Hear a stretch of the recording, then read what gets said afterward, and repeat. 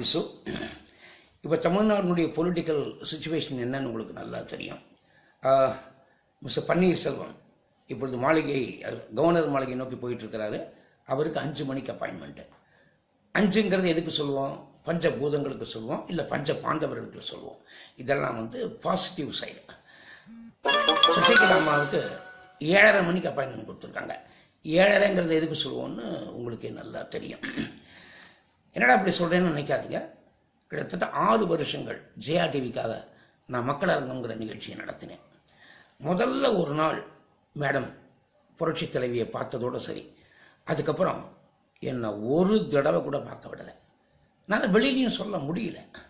Mister Panneerselvam எவ்வளவு கஷ்டப்பட்டாரோ இப்போது அதே கஷ்டம் தான் எனக்கு. பார்க்கவே முடியல. இத்தனைக்கும் பப்ளிக்கை வச்சுட்டு நான் ஷோ நடத்திட்டு இருந்தேன்.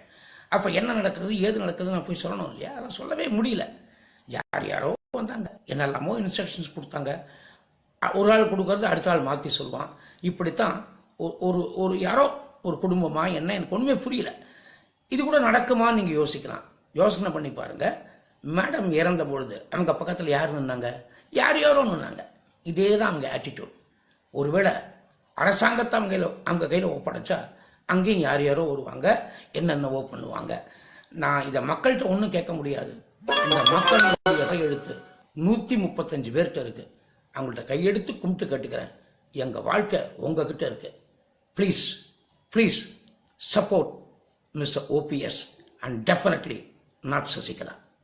நன்றி.